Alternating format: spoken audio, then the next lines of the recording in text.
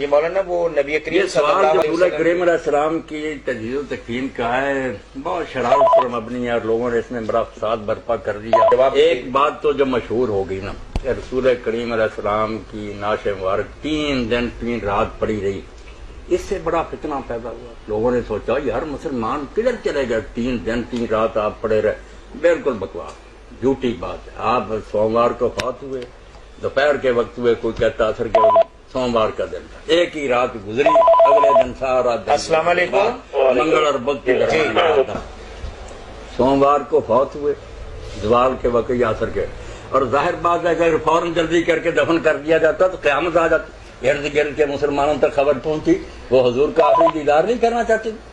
اب چونکہ اللہ کے رسول علیہ السلام کی نماز جنازہ ایسے نہیں ہوئی کہ صفیں بند تھیں، کوئی امامت کراتا، تکبیریں، جی مولانا 10 آدمی جاتے تھے بھائی حجرے کے اندر، پہلے مرد جاتے رہے، درود شریف پڑھ کر نکل گئے، پھر اور 10 گئے، پھر عورتوں کی باری آئی، اسی طرح ایک دن پورا گزر گیا، درود و سلام ہی پڑھ گئے۔ منگل اور بدھ کی درمیانی رات تھی کہ اس میں پھر آپ کو دفن کر دیا۔ باقی رہ گیا کہ یہ خلیفے کہاں گئے تھے، خلیفے کہاں جانا تھا، خلیفے وہاں تھے۔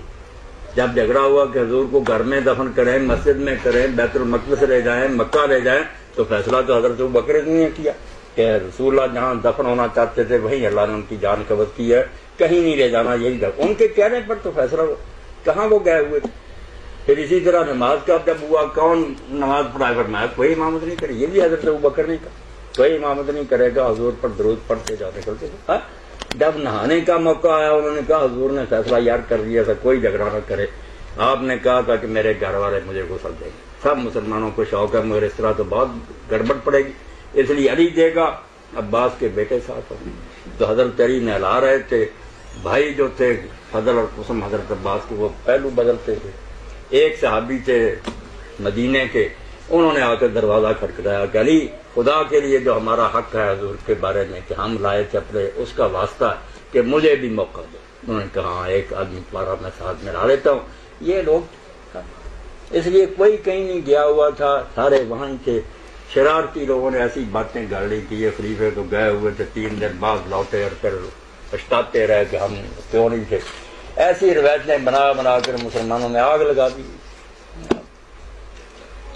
اللہ جی وقت ہو گیا مولانا اس کے خوبصورت جواب کے ساتھ ہی کہ نبی کریم صلی اللہ علیہ وسلم جب اس جہان فانی سے رخصت ہوئے تو سب جلیل القدر صحابہ کرام، حضرت ابوبکر، حضرت عمر، حضرت عثمان غنی رضی اللہ تعالیٰ عنہ، سارے صحابہ کرام وہاں تھے، اور بلکہ چھوٹے چھوٹے کچھ مسائل وہاں پیدا ہوئے جو ان جلیل القدر صحابہ کرام نے اپنی خداداد صلاحیتوں کے باعث اس کو حل کیا۔ جی ٹھیک ہے مولانا آپ کے سوال کا جواب دے رہے ہیں۔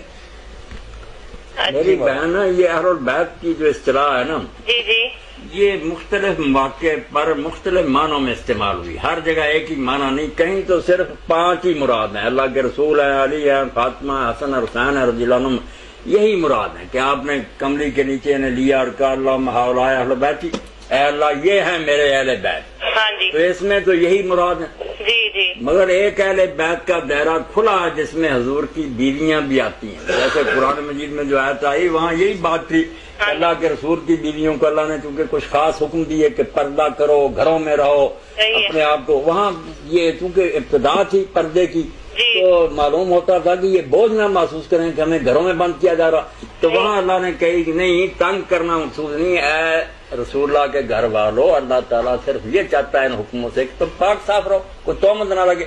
وہاں جو بھی قرآن کو پڑھے گا صاف نظر آئے گا کہ حضور کی بیویوں کی بات ہے، کیونکہ گھر میں رہتی تھی، اور اسی لیے حضرت عائشہ رضی اللہ عنہا کئی حدیثوں میں فرماتی ہیں کہ آل محمد پر 2 مہینے ایسے آئے کہ ہمارے گھروں میں چولہا نہیں چلتا تھا، تو وہاں وہ بھی شامل ہوتی ہیں۔ اور ایک دائرہ اس سے بھی وسیع ہے کہ رسول اللہ کا پورا خاندان جتنے ہاشمی ہیں، حضرت عباس کی اولاد ہے، جعفر کی عقیل، وہ سارے ہیں۔ جب آتا ہے کہ آل محمد کے لیے زکوٰۃ حرام ہے، شیعہ سنی سب مانتے ہیں کہ جعفر کو عباس و حتیٰ کہ ابو لہب کی اولاد میں سے جو سے وہ بھی ہیں، تو ایک تو آل محمد ہے پورا کرانا جن پر زکوٰۃ حرام ہے، ایک آل محمد ہے جو حضور کے گھر میں بیویاں رہتی تھی، ایک دائرہ وہ ہے آل محمد کا کہ جہاں علی اور فاطمہ، حسن حسین اور رسول اللہ۔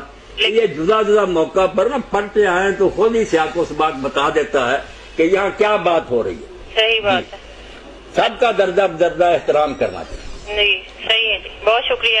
جی جی میرے بھائی یہ تو بات اللہ کے رسول علیہ السلام نے بالکل فرمائی ہے کہ ایمان کے بعد سب سے بڑی نعمت جو ہے نا وہ عافیت ہی ہے جو اللہ کسی کو نصیب کرے. اور ایک سال جب رسول کریم علیہ السلام کی رحلت تو گزر گیا تو حضرت سیدنا صدیق اکبر دنوں خطبہ دینے کے لیے کھڑے ہوئے. یہ مسند مہدی کی پہلی روایت. کھڑے ہوئے تو یہ کہا کہ جس جگہ میں کھڑا ہوں یہاں 1 سال پہلے اللہ کے رسول کھڑے ہوئے. آواز گرو گیر ہوگی، رونے لگے، بات نہیں ہو سکی. پھر حوصلہ کر کے یہی کہا، پھر رونے لگے. تیسری بار بڑی مشکل سے اپنے آپ کو سنبھالا اور فرمایا یہاں ہی حضور نے سال پہلے فرمایا تھا کہ لوگوں صلی اللہ علیہ اللہ سے عافیت کی دعا مانگا تھا. تو بہت اچھی دعا حضور صلی اللہ علیہ وسلم خود بھی کرتے تھے. اللہم انی اسألک العافیۃ فی الدنیا والآخرہ. موت کے بارے اللہ تعالیٰ نے دکھایا کہ یہ تو کوئی آدمی اپنے آپ کو بچا نہیں سکتا، کسی نے پناہ نہیں.